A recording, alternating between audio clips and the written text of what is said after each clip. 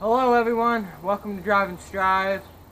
Today I'm going to be kind of restoring this Craftsman Workbench cabinet. I got this from my grandpa. It was sitting in his garage, and I have a plan for this thing, but I'm going to clean it up today. I'm not going to focus on it being overly pretty because once again it's part of a workbench, so it's going to get beat up. I'm also not going to do all the sanding by hand like I did my last toolbox, because that was a lot of work and it destroyed my fingers a lot. So I got a palm sander. I would like to use an orbital sander, but I don't have one, so I'm going to use it. And I got some 60 grit sandpaper here, and I'm just going to knock off most of the rust. I'm going to start by cleaning it off a little bit, then I'm going to focus on getting some of the rust off, mostly the heavy stuff closer to the bottom here. I'm going to try and get rid of some of these dents and how it's bent down here. I'm going to try and unbend that.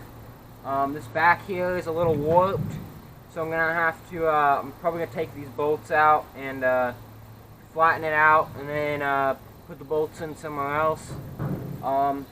Front of this is missing its door and it has no drawers either, so chances are I'm gonna have to make a door, or I'll just leave it open. I'll put some shelves in it. I haven't quite gotten that far yet, but when I do, I'll give you guys an update on what I'm doing. So I'm gonna go ahead and get started.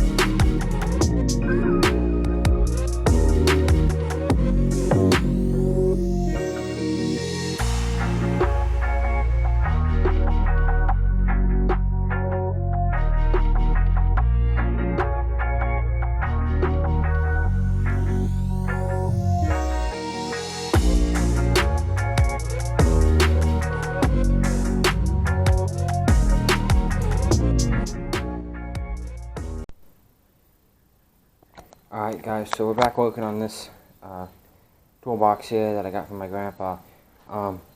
This does not have drawers currently, and I'm not going to put drawers back in it, mostly because I don't have them, and I don't want to buy used ones or make new ones. So instead I'm going to put shelves in it. So what I did was I went to our Big R locally, and got this 3-foot piece of angle iron here. It's aluminum.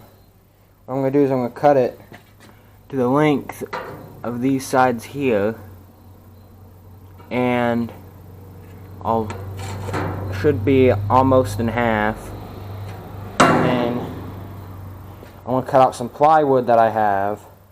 I'm going to set plywood right on top of it, and I got some bolts here and nuts that I'm going to also use.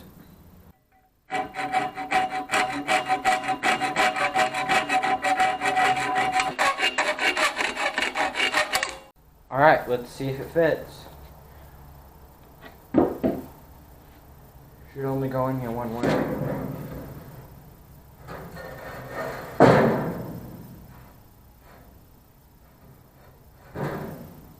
Ta-da!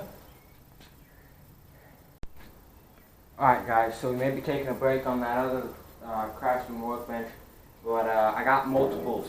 So this is my other Craftsman Workbench right here. This one I decided I wasn't going to completely strip down or sand down and paint. I did a little bit of repair in some nastier spots closer towards the bottom. It's got a little bit up here closer towards the top, but I'm not too worried about that, especially since this is just going to get rolled around and beat up. And alright, so I did get this tabletop made for this smaller workbench here. I had this metal framing out of a store display that my sister brought me, and I just took some half-inch plywood, cut a top that fits inside it, and cut some strips that I nailed into the bottom of it, and it's that holds onto the bottom tight, and got a nice wood surface here. I ended up deciding not to put the casters on this. It just ended up being a pain, and I couldn't figure out how to get it to. I didn't want to spend the time to get it to be level. So, and it's kind of big anyway. I'm probably never gonna move it either. So I'm just gonna go and move it and put it in the space that I'm gonna have it for now. There they are, guys. They're in their temporary place. I'm not going to keep them here. Most likely, I'm probably going to move them here before long once I build a workbench and some other stuff. But that'll be it for this video. I hope you guys enjoyed. Make sure you go check out my toolbox restoration video. I'll leave a link to it in the description. I'll put a card to it up here in the upper right hand corner. And I hope you guys will come back and see some other things that I do, whether it's working on cars or working on some old workbenches and toolboxes.